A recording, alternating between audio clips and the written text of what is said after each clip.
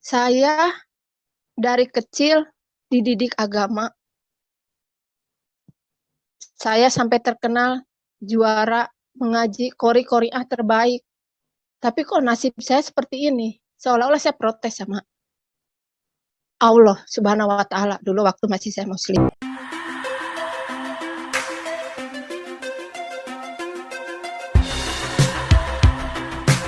Shalom semuanya. Perkenalkan, nama saya Rita, asli dari Sumedang, dan kebetulan sekarang saya stay di Bali. Latar belakang saya agama Muslim, keluarga besar pun mayoritas 99% Muslim. Awal mula saya mengenal Tuhan Yesus cukup lumayan panjang. Kisah hidup saya yang begitu pahit sebelum saya berangkat ke Bali, tahun 2009, saya ditinggal oleh suami yang sampai detik ini entah di mana keberadaannya, dengan meninggalkan 3 orang anak. Setelah sekian lama saya menghidupi anak-anak dari kecil sampai dewasa, kehidupan bukan semakin membaik, tapi semakin memburuk. Akhirnya, karena saya harus menopang kehidupan keluarga dengan 3 anak, saya kehilangan segala sesuatunya. Rumah udah disita bank, begitu juga saya kelilit uang hutang rentenir, karena saya harus membiayai ketiga orang anak di Jakarta yang kehidupannya begitu keras. Biaya hidup anak dari tahun ke tahun lumayan besar. Akhirnya setelah rumah saya disita bank BTN, saya titip anak-anak ke orang tua saya di Sumedang. Seiring berjalannya waktu, saya nggak tahu arah hidup saya harus kemana. Bahkan saya seolah-olah tidak percaya sama Tuhan, karena Tuhan nggak adil. Saya dari kecil dididik agama. Saya sampai terkenal juara mengaji qori-qoriah terbaik. Tapi kok nasib saya seperti ini? Seolah-olah saya protes sama Allah Subhanahu wa Ta'ala dulu waktu masih saya Muslim. Sholat 5 waktu udah saya lakukan. Sholat tahajud sering saya lakukan. Puasa sunat Senin Kemis itu pun tetap saya lakukan. Sholat duha sebelum saya berangkat kerja selalu saya lakukan. Tapi saya nggak punya apa-apa sampai anak pun 3-3-nya saya titip di orang tua. Karena saya nggak punya arah dan tujuan, akhirnya saya hidup dari satu hutan ke hutan lain, dari satu keramat ke keramat lain, mencari sesuatu yang saya nggak tahu apa yang saya cari. Saya mengadu ke siapa? Saya cuma tergeletak dari satu kuburan ke kuburan. Kalau istilah bahasa Sunda itu nyari dari tempat keramat ke tempat keramat, dari satu tempat, satu daerah ke satu daerah. Seluruh Jawa Barat mungkin udah saya datengin tempat-tempat keramat di seluruh Jawa Barat. Saya sampai lupa sama orang tua, lupa sama anak. Yang ada di pikiran saya harus kemana? Karena saya udah nggak punya apa-apa. Sampai tahun 2017, saya pulang ke orang tua meminta maaf karena udah menelantarkan anak-anak. Karena posisi saya tidak punya kerjaan. Akhirnya orang tua sempat berkata, karena posisi saya udah lepas hijab, saya tidak percaya yang namanya Tuhan itu, saya nggak percaya. Akhirnya ibu kandung sempat terucap, "Teteh, apakah teteh pindah agama? Kok sampai lepas hijab?" Saya tidak bisa berkata apa-apa, karena saat itu yang ada di pikiran saya udah ngeblank. Karena kehidupan saya di Jakarta dari hari ke hari udah tidak memungkinkan saya bertahan hidup. Suatu ketika tahun 2018 terlintas di pikiran saya harus berangkat ke Bali. Karena ya mungkin suatu petunjuk ataupun apapun saya nggak ngerti, cuma terlintas, pergilah ke Bali, karena apa yang kamu cari akan kamu temukan di Bali. Saya nggak punya uang seperak pun, saya modal berangkat ke Bali. Karena kata-kata itu selalu terngiang di telinga saya. Berangkatlah ke Bali. Apa yang kamu cari akan kamu temukan di Bali. Saya berangkat dari Sumedang, nyampe terminal Cirebon. Dari Cirebon, saya bingung. 1 rupiah pun saya nggak pegang uang. Akhirnya saya ingat, saya punya teman, seorang supir Arimbi. Saya temui dia, saya cerita, saya harus ke Bali, tapi saya nggak punya uang. Nah, tiba-tiba dia belikan tiket bis Lorena seharga 480.000 dan dikasihlah uang 100.000. Saya berangkat dari terminal Cirebon jam 5 sore sampai ke terminal Mengui Denpasar pagi. Setelah sampai di Denpasar Bali, saya bingung. Setelah di Bali saya bingung. Saya harus kemana? Sedangkan uang saya cuma 100.000. Hotel nggak mungkin. Teman juga nggak punya. Akhirnya dari terminal Mengui, saya berangkat ke Pantai Kute. Karena yang terlintas di pikiran saya, Kute. Berangkatlah saya ke Pantai Kute. Tetapi sesampainya di Pantai Kute, bingung lagi. Saya harus kemana? Saya jalan kaki berkilo-kilometer di wilayah Kute. Sampai gelap, saya masih posisi di jalanan. Saya bingung mau kemana. 4 hari berturut-turut saya hanya tidur di emperan toko. Untuk bertahan hidup di Bali, selama 4 hari, saya hanya bermodalkan uang yang 100.000 itu. Hari kelima, uang udah habis, yang 100.000. Ya, akhirnya saya dipertemukan dengan seseorang. Dia seorang supir Grab. Dia yang membantu saya mencarikan pekerjaan, karena kebetulan saya punya skill menjahit. Saya cerita ke supir Grab itu, saya bisa jahit Pak, jahit apapun saya bisa, tolong cariin kerjaan. Akhirnya saya sampailah di satu perusahaan yang ada di wilayah Bali. Akhirnya saya diterima di perusahaan tersebut. Selama setahun saya bekerja di perusahaan tersebut. Saya bersyukur, oh ini mungkin bisikan yang saya dengar, kalau segala sesuatunya akan aku dapatkan di Bali. Ya, saya pikir yang saya dapatkan adalah pekerjaan yang layak untuk bisa memenuhi kebutuhan anak-anak saya. Seiring berjalannya waktu, pandemi terjadi di seluruh dunia. Akhirnya saya dikeluarkan dari perusahaan itu. Di situ saya mulai terpuruk lagi. Keekonomian saya mulai memburuk kembali. Akhirnya akhir tahun 2020,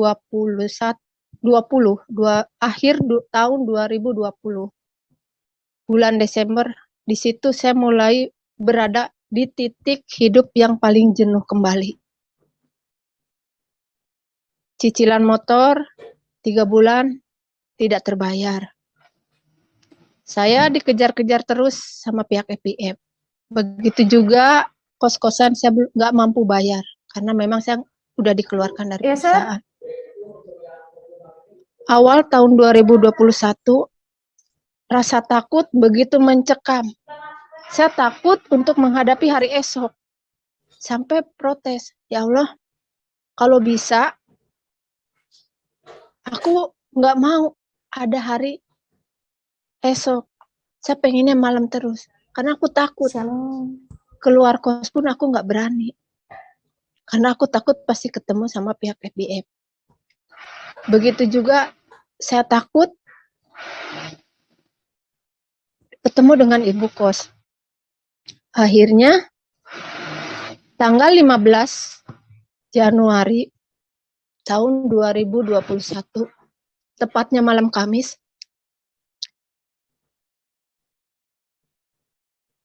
tanpa saya mengerti, antara setengah dua malam, setelah saya dari toilet buang air kecil, tiba-tiba saya melihat sosok sinar yang begitu terang. Terangnya luar biasa. Yang awalnya saya kira sinar terang itu berasal dari handphone saya yang memang saya silent gitu. Posisi kamar kos saya gelap karena memang saya terbiasa mematikan lampu di saat istirahat. Tapi setelah saya lihat, sinar itu bukan berasal dari handphone, tapi berasal dari sosok seseorang yang berdiri tegak, yang persis ada di ujung kakiku, di ujung kasur, tapi tidak terlihat mukanya, yang terlihat hanya jubah putih. Dan jubah putih itu pun ditutupin ke tangannya yang sebelah kiri. Tangan sebelah kanannya dijulurkan ke saya seolah-olah, ayo. Mungkin saya melihat sinar itu sekitar 6 detik. Setelah itu saya terduduk, mengingat kembali apa yang saya lihat tadi. Sambil bertanya-tanya, apakah aku mimpi? Apakah aku ini nyata melihat sesuatu yang saya lihat tadi?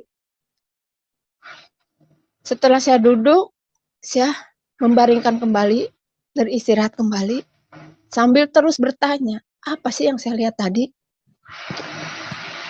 Akhirnya, keesokan harinya, saya mencari arti yang saya lihat di Google. Saya coba klik di Google, arti sebuah mimpi kedatangan sinar. Dan ada sebuah artikel di Google yang mengatakan, itu adalah Isa Al-Masih. Saya nggak paham. Isa Al-Masih itu apa? Akhirnya saya mencoba mencari tahu di YouTube tentang apa yang saya lihat. Akhirnya setelah saya buka YouTube, menemukan sebuah channel YouTube yang milik Ibu Nopita di Medan.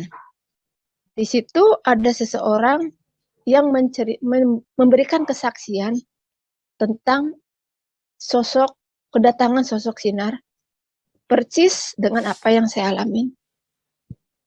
Akhirnya saya kontak Ibu Nopita di Medan dan saya bercerita.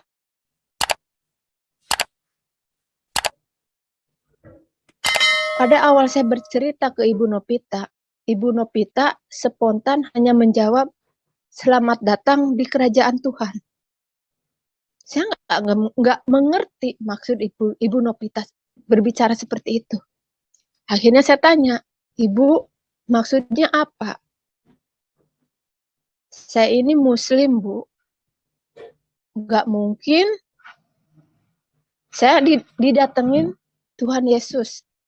Sedangkan saya agamanya Muslim. Ibu Nopita hanya memberikan satu jawaban. Yes, Jawaban berikutnya seperti ini. Ibu harus bersyukur. Banyak yang dipanggil, sedikit yang dipilih. Ibu termasuk yang dipilih Tuhan. Setelah saya mendengar jawaban dari Ibu Nopita seperti itu, akhirnya saya tutup telepon saya Ibu Nopita dan merenung beberapa hari. Saya renungi semua jawaban dari Ibu Nopita. Sambil bertanya-tanya dalam hati, ya Tuhan, apa benar yang aku lihat kemarin adalah Engkau? Tapi kan aku masih Muslim, aku Muslim. Tapi setelah itu, Kejadian malam Kamis, saya melihat sosok sinar yang begitu terang. Hari Minggu pagi, kebetulan yang paling pojok kosan saya itu orang Nasrani, orang Makassar. Dia memutar lagu rohani yang liriknya, Bapa sentuh hatiku, ubah hidupku menjadi yang baru. Mendengar kata-kata itu, tiba-tiba saya spontan menangis, enggak henti-henti saya menangis. Saya nggak ngerti kenapa saya menangis. Saya nggak ngerti apa yang saya tangisin. Akhirnya saya kontak kembali Ibu Novita.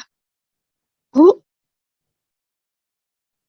tadi pagi saya mendengar lagu yang syairnya, kata-katanya seperti ini.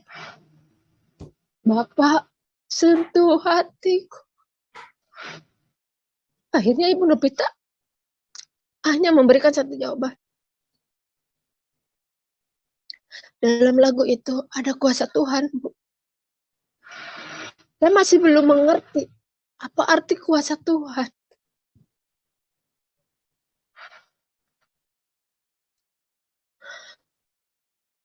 Seiring berjalannya waktu,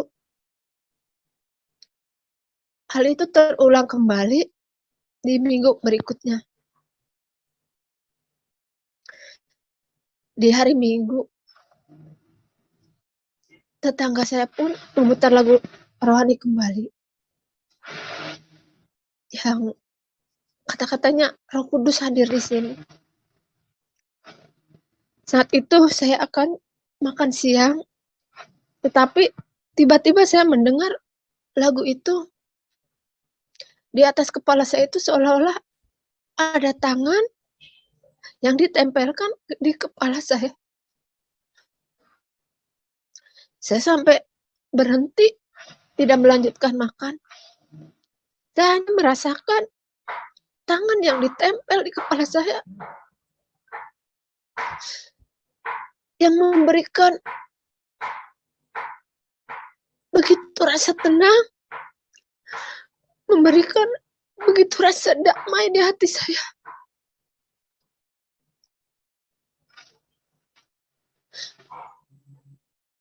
Setelah tangan itu dilepas, dengan jelas terdengar, akulah yang akan menolongmu. Akhirnya saya kontak kembali ke Ibu Novita. Bu, saya mengalami sesuatu yang memang saya nggak ngerti. Tadi saya mengalami hal seperti ini. Saya ceritakan semuanya ke Ibu Novita di Medan. Ibu Novita sambil menangis pun dia bercerita, Ibu bersyukur. Tuhan sayang sama Ibu. Tuhan Yesus yang akan menolong Ibu. Tuhan Yesus yang akan pulihkan semua pergumulan Ibu. Tuhan Yesus yang akan lepaskan Ibu dari kepahitan hidup Ibu sebelumnya. Setelah saya mendapat jawaban seperti itu dari Ibu Novita, dari situ saya mencari pendeta di Denpasar. Saya cari di Google, ketemu dengan seorang pendeta. Akhirnya saya cerita apa yang saya alami. Sempat dia bertanya, Ibu yakin mau pindah keyakinan? Ibu yakin mau terima Yesus?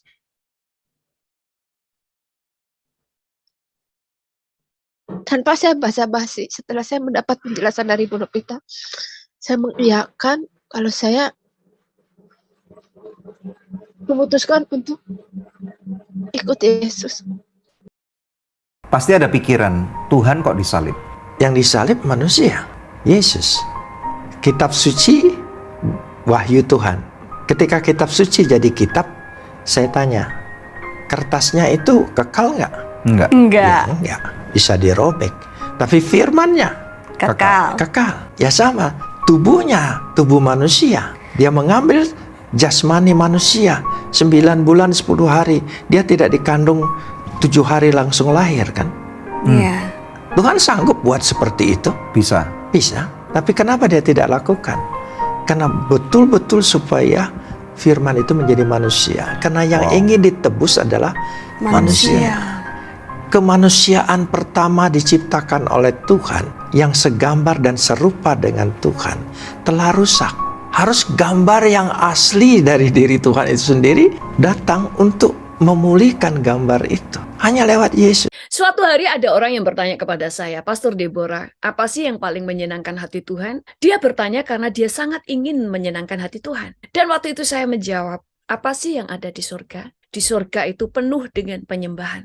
Artinya, Tuhan suka dengan penyembahan. Jadi apa yang paling menyenangkan hati Tuhan? Penyembahan. Yang kedua, apa yang paling menyenangkan hati Tuhan? Adalah ketaatan. Kenapa ketaatan paling menyenangkan hati Tuhan? Karena dengan ketaatan, Tuhan bisa menuntun kamu dengan mudah.